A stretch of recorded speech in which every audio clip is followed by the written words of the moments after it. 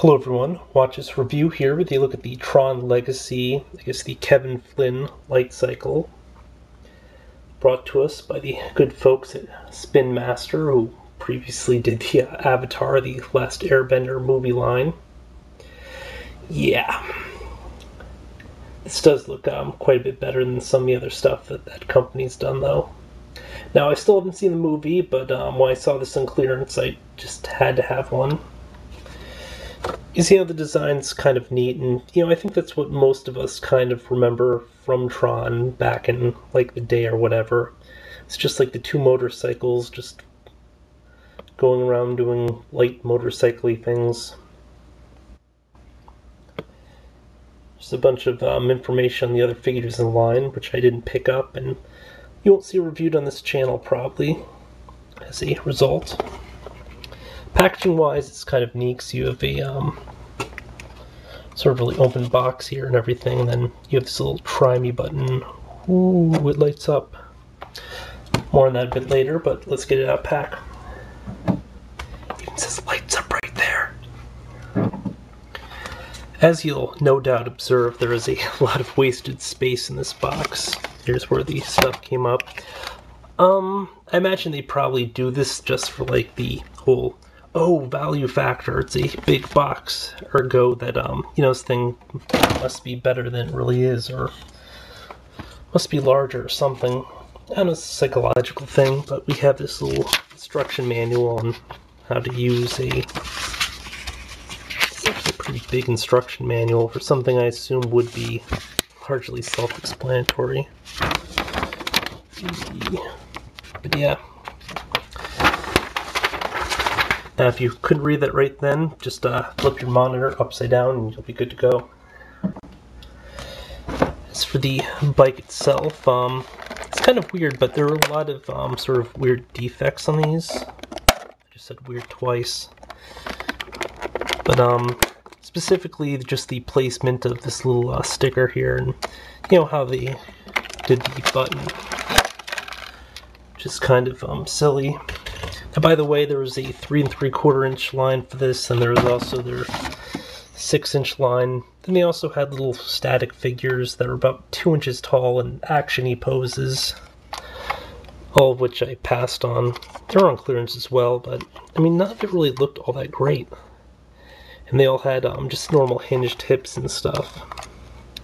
Turn off the lights and get a better idea of the feature. Ooh. Yeah, it doesn't really last long enough to give it a whole lot of wow. I mean, if you pressed it and it just stayed on for a while, that's totally lame. Look at this. It's not a button, it just looks like a button, but only the other side has the button.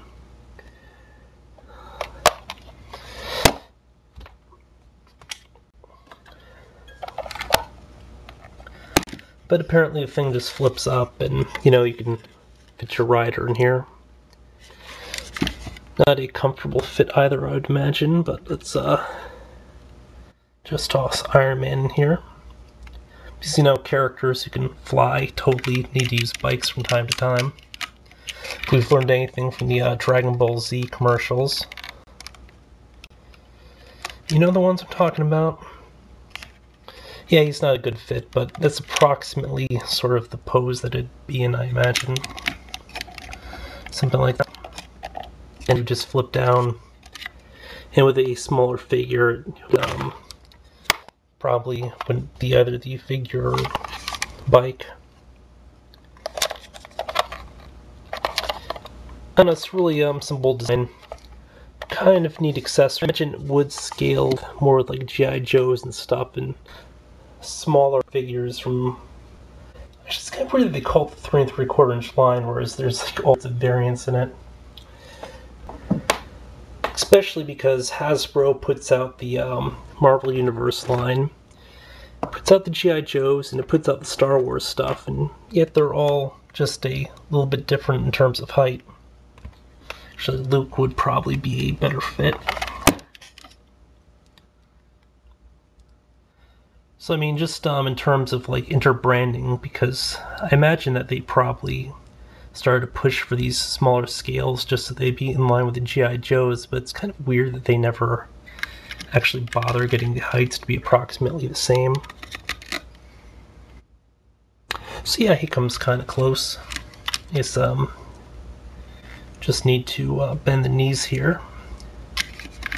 And that's probably approximately the position that the normal characters would be in. Then you just snap it closed, and you can see the character in here, although I don't think that they had the necessary head motion to be looking up. Which, you know, I don't know, it's kind of weird. But yeah, this has been a look at the Kevin Flynn light cycle, which lights up. Hence the name light cycle, apparently. And as you can see, it does roll. It's got one big roller here, normal wheel back here. I just hit Iron Man. But yeah, I don't know, I guess it's kind of cool. I mean, it'll be a nice just display piece on the shelf, though. Until next time, folks.